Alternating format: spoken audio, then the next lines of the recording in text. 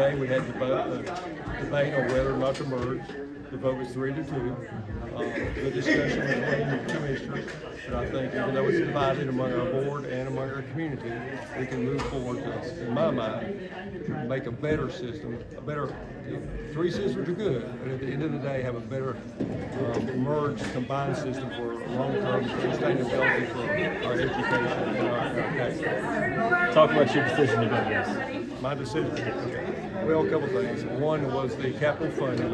We do save potentially $145 million in capital funds by more efficient use of county buildings, because we have an obligation to the property taxpayers also. But like I said at the end, there is an inherent inequity in expense funding across the three systems because of the pupils in the seats from each system. The county systems, their pupil population is going up, and the city systems, their population is going down. Student population. That's not an indictment on anybody. It's just the way it is. So you're going to have an inequity in funding, and this just levels the playing field for all the students across the three systems. With the merger, will there be like double positions? Will there be any job loss within the system? Well, part of the merger plan says the whole position is harmless for 2 years. So it's somewhat, there may be attrition, et cetera, but at the end of the day, that'll be up for the permanent school boards to decide what their staffing will be.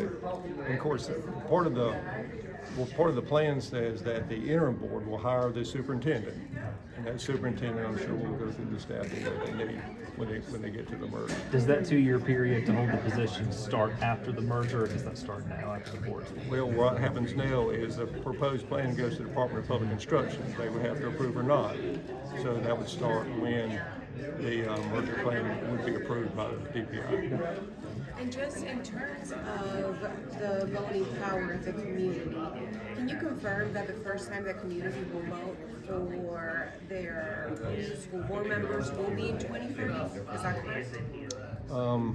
I need to look at the plan. I think 2030 is the first. It's a staggered vote. Okay. I really have to look at the plan again. I think 2030 is the first time you have some school board members up for the permanent position. In 2032, you have the rest of them coming in. Okay. How do you go about from today? Because obviously you have some members of the community who are concerned, who have distrust and said, you guys made a decision even before you stepped in here tonight. How do you alleviate those concerns and continue to work together? Well, I think part of it is when we get the interim board up and running and they start working through their process, and they would involve the community also. And we may need to think about other ways of going around and involving the community about how we see the process going, what we see the benefits being.